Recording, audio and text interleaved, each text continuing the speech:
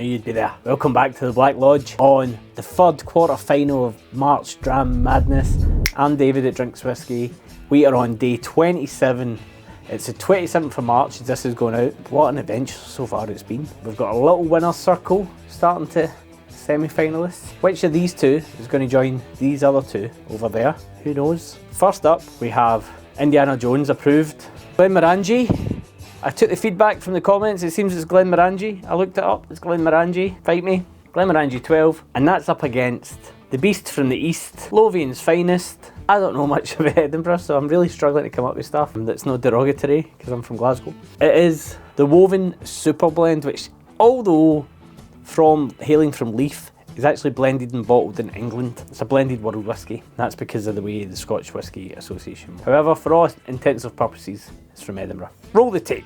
And as you can see, I'm running out of chat for these tape bits, but there's no pop on the Woven. And I'd love to see how the sales went after old Harry started promoting the Glenmorangie. Bet there's been a bounce. There's been a bounce. Here we go. Drams poured, 40% versus a 46.1%. So we're going to start with the 40% first. We'll see how it goes. Glenmorangie 12 up first.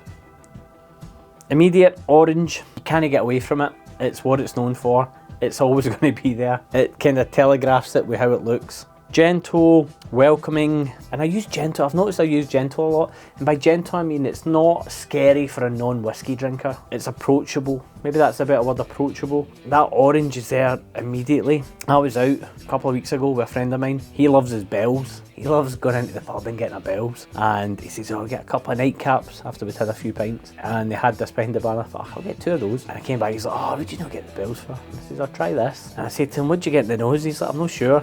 And then he went, I went oranges, and he's like, oh my god, it's so orangey. And I was like, it's funny how when you point it out. So it's definitely approachable for people, and it's a really good gateway to get people into like smelling things in whiskey they don't expect to smell.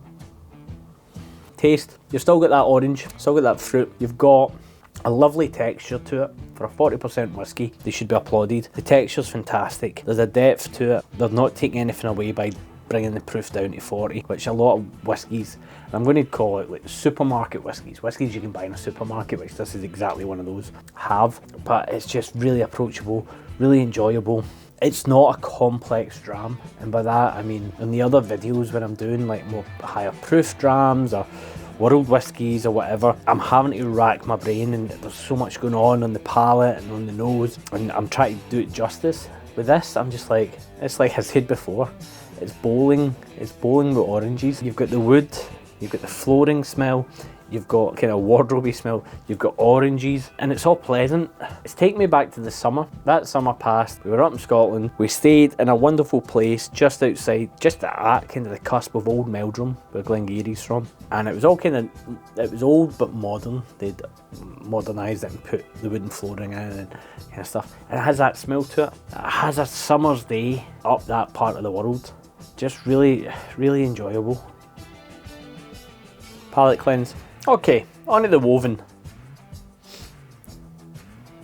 Immediately different, immediately almost like a mash smell, a brewed smell. Just hints at it, not overpowering. I wouldn't expect it to be, but going from a 40% to this, you might expect it to be a little bit strong on the nose, not at all. Lots going on in it, bouncing about, a bit of lemon in there, a little bit of citrus, mash, like a beer mash, kind of brewing notes, a little bit of yeast. By yeast I mean like the bready kind of yeasty smell that you get if you're baking bread.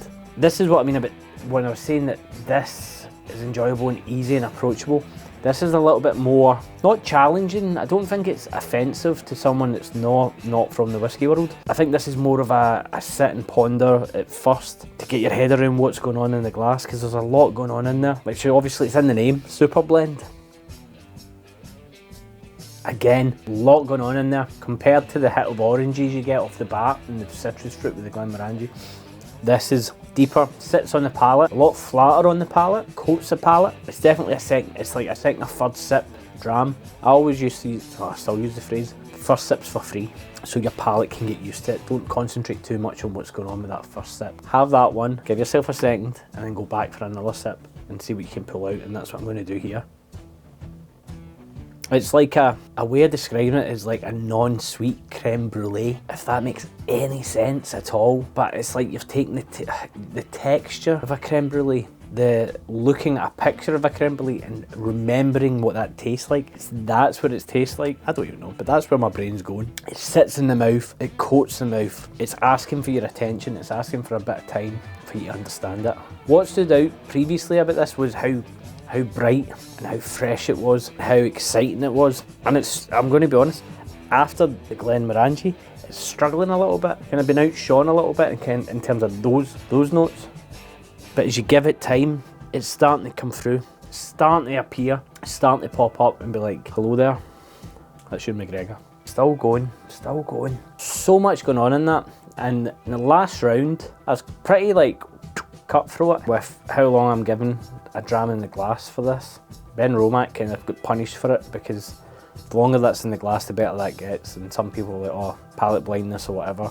I don't think it was that. I think it was just sometimes you're in the mood for a dram and you're not in the mood to sit and study what you're having. And I wonder if that's what's happening with this because of this. Just, you know, when you've been tangled, I feel I've just been hit in the face with a bag of oranges. Now, going back to that, the mouthfeel is like water. It's weak, it's thin, it doesn't have the same depth of flavour that the woven has. So that's changed everything. Now I'm getting a maltiness to it as well, a deep, rich maltiness that wasn't there before. It's not bitter, but it's malt. The malt is like coming right through on the palate.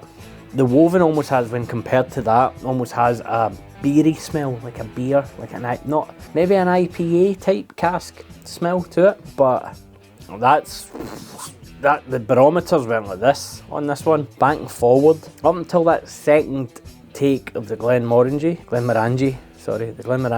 up until that second take of the Glenmorangie, I thought the woven was going to be too deep and too complex to do. But then when you have the second take, the Glenmorangie, after having the woven, it just disappoints. From a whiskey drinker point of view, it doesn't have the mouthfeel anymore. It's perfect as a starter dram. And by starter dram, yes, someone new to whiskey or new to the space, but also to kick off your night, to absolutely kick off your night.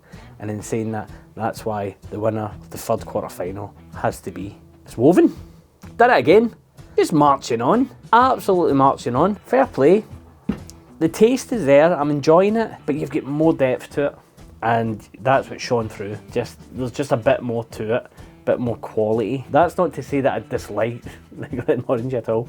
It's made it to quarterfinals, but unfortunately, Glenmorangie 12, you're dead. What can we say? Sorry, Harrison, but your favourite's it. The old Renton Begbie special for Leith. See you tomorrow for a special one. The last quarter final. Oh, I need to put you in the winner's circle, don't I? There you go. You need to go. See you later.